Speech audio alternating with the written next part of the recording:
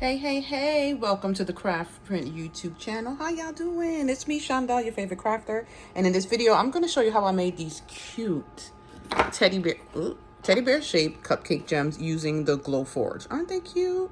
All right, let's get straight into that video. We don't want to take too long talking. Don't forget, if you're new here, subscribe to my channel. If you already subscribed, thank you so much. Thank you kindly. I love you. Don't forget to hit the notification bell so you know when I post another YouTube tutorial. Okay, so here I have a 12 by 12 piece of silver mirrored acrylic. I don't usually buy this short piece. I just did it because I was testing something out. I usually buy 12 by 18. So we're going to double mask the back side of the mirrored acrylic. Now this avoid you seeing, like, I think it's called reflector marks. I don't even know, but it looks like scratches in the front of your acrylic when I've done it without masking. So double mask. I'll also link the 3 different places I purchased my acrylic from, where I got masking tape from. I usually buy bulk from Uline. You can buy just like 1 or 2 rolls from Amazon. If you have pieces on the end, you could flip it over. It's okay. On the other side, the front side, it has like a clear film that's like a protective piece. You're going to leave that on your acrylic when you're using it. And when you put this into the Glow Forge has a camera, so it's going to show you the picture of your piece so you know where to lay your project and not cut over an empty space. So let's go. All right, so now we're in the Glowforge app. So it's app.glowforge.com and we're on a blank project. So I'm going to show you where I purchased these teddy bear files from. So the shop is called Leaping Frog Creations on Etsy. I'm going to have the link. You get all of those files you see here and the different file types. So once you purchase, just download it onto your computer. Then you're going to hit the plus sign, hit upload. You're going to choose the file that says bear sitting outline.svg. So you want that SVG file. You're going to select it, then click upload. Sometimes it takes a little while for it to process and then come onto your screen. And when it comes on, it's extremely big. So down to your left, there's a little like ruler. You click on that and you can change it to 2.5 inches in height. I don't know how it got blocked off in the video, but I apologize, guys. But because I made it so small, I had to scroll down to go retrieve it and bring it up to my screen at the top. So that's 2.5 inches in height. All of my cupcake gems that I make out of acrylic, I put it into that size. If the width is a little bigger than the height, I'll change the width to 2.5. So now on the left side, where you see the little cursor over there, I always choose medium black acrylic for all of my acrylic cuts. I know it sounds strange, but I don't know why. I always keep it on the same setting, and I've never had an issue so far. So now when you click on the layer for the actual file, you can choose to cut, to score.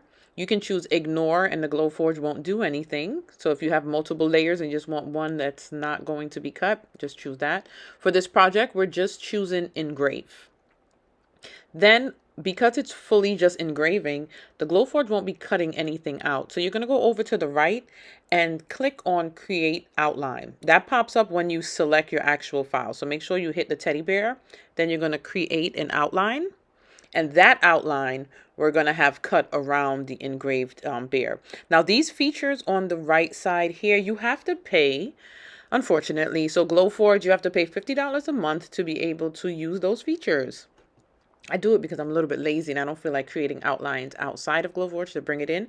But if you're good with creating your own files, when you purchase a file, just create that outline and turn that into an SVG cut file and bring it in here, and you won't have to pay. Also, one of the features that it uses is to mirror, so you can flip your projects. You don't get much for that $50, I'm not gonna lie. But anyway, so I clicked on Create Outline, and I want my outline at 0.04 inches. I tried 5, it was a little wider. Then I went back and did 4, and I was okay with 4, even though I could have might have did 3. I just like for my cut to be real close to the engraved project. I don't like to see a big space in between it where you're going to see like blank acrylic just space. That is personal preference. So if you want it to have some space in between the actual engraved lines, you can make your outline a little bit bigger. Now, if you need to move your project around like I'm doing here, make sure you highlight both. Because if you don't, look, you'll end up just moving the engraved line, and then the cut line will be separate, and sometimes it's hard to line them back up exact. You can just click undo and get it back to where you need it to be, but the best thing to do is to highlight both, then move it around. So, and also when you put the outline on, it makes it a little bit bigger. So I go back in once I highlight both, and then I change back that size to make sure that the entire project is 2.5 inches in height. That's my preference, and I think that's the most common size when it comes to these cupcake gems. Also, I'm going to zoom back in because when I kept going back, it looks like my cut line, like I was telling you guys, when you move it separately, it didn't line up perfectly even when I brought it back. So I'm just going to delete it and just create a new one again, just to make sure it's right on top of each other and perfect the way that I like it. The way that I like it. So again, that's going to be 0.04 inches for the size. And also play with your outlines. It depends on my project. I make different sizes. So that's not the size that I do for every project. Now you're going to line up where you want it. And then you're going to, at the top right of your screen, you see where it says ready print. Oh wait, before I forgot to tell y'all. So that's the like mirroring. But because this is a teddy bear, it doesn't really matter if we flip it, because it's a teddy bear. The direction doesn't really matter. But if you have a name and you're cutting on this mirrored acrylic, you want to mirror that name so that when you flip it to the front, it's the correct way. Just like any mirroring project. So now at the top right, you're going to click print. And what happens is the Glowforge app will tell you how long your project is going to take. I really love that. I love it. So we're going to wait a little bit. Sometimes it takes longer depending on the size of your project to load and let you know how long it's going to take. So with this one, it's coming now because you've seen the screen kind of adjust there. So 10 minutes and 36 seconds. Also, whenever I hit cut, my project moves a little. Like, I don't know why, but every time. So I cancel the print. Make sure you highlight both to move it, and I just move it in just a little more. I'm a little scared of it being right close on the edge, and then hit print again. You'll get about the same amount of time, but I also want to mention, you see 10 minutes to make one. So imagine if you're making a lot, it's going to take some time. I've seen these cupcake gems go for about $2 each. This one, I would say more, maybe $3. I'm not really great with pricing, but I'm just telling you, just keep that in mind that you'll be running your Glowforge longer when you're doing these engraved projects. Alrighty, so we're here at the Glowforge, and when you send your things to the Glowforge, the light right here will be blinking when it's ready. You're just going to press it, and then it's going to get to work. Okay, so I know it's not just me. I do not like to sit through the whole process of a project getting done, but it's really cool to watch the Glowforge in action when it's sped up like this. I wish it moved that fast, but it really doesn't. Also, I want to add, if you can, just stick around near it just to keep an eye on the Glowforge, just in case you see any sparks, or if your material moves, you could just stop it while it's in action. All right, now that it's done, I'm gonna open that up. Look at our little baby. And you see the front. That's the flip piece of the masking tape that I had there. So right here, there's different ways for you to peel off the masking tape. You could literally just use your finger.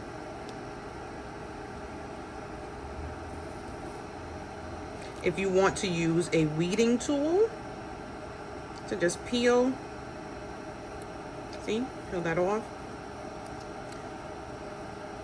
Or if you have really small pieces, sometimes it can get in the way, and I'll show you what I use. So you can take some, this is Gorilla duct tape. I'm just going to press that against there before I get any fingerprints on it. Get a pair of scissors. These are actually scissors that you cut hair with, but I love using it in the craft room. I shouldn't be using it on this because I don't want it to get sticky, but I'll clean it later. So you're gonna press it down as hard as you can, and then you see it peels right off. Remember, we have 2 layers. That's my son's alarm. Please excuse that. Just press it down really good and peel it off. See, and it's just a few pieces that didn't come off. You can use the end. If they're real stubborn, just use your finger. But I think that some of these pieces here aren't that sticky. Yeah, that's what it was. So I had some end pieces that weren't that sticky. See that? And there's nothing here. Press that little baby down. He wanted to be stubborn, so we'll peel him right off. And the little eye, you can see that? And that's it. Now the front, remember I told you there's a protective clear paper. Now leave this on until you're ready to package it up to ship, or if someone's coming to pick up, because you don't want to get fingerprints on it. When you peel it off, that's how they look. See that? And let me see, I'm gonna tell you, I don't know if you guys can see it, but fingerprints get on real easily. Also, if you want, keep that protective tape on. And I usually get a toothbrush and clean it out. Or you could soak it in soap and water, but I use like the detergent that you wash your dishes with. Clean it, let it dry, and then I take the protective tape off. But that's it. See how easy that is? So if you get like 100, or order for 100 of these, the only thing that it'll take up time is when it's in the Glowforge. And that's it. How easy is that? I will always be here. I know last time I said that. Oh, look, y'all can see me in the reflection. You see me? Hey. I said I'm going to be on YouTube more often. I will. I definitely will, and I promise. And I'm going to be doing tutorials more on projects, even layering with acrylic here with the Glowforge, and some Cricut, paper crafting. I'm here for you guys. So if you're not subscribed to this channel, hit that button, subscribe, hit the bell to turn on your notifications so you know when I'm back here. We're going to just close this down. Take him out, though. Of course, I had something stuck in the thing so it can't close. Also, don't forget to follow me on Instagram. Every Thursday I go live with another crafter teaching a new craft project. I'm also on TikTok, Facebook. I have a Facebook group. But most of all, guys, subscribe for more beautiful crafty content from me, Shondell, your favorite crafter.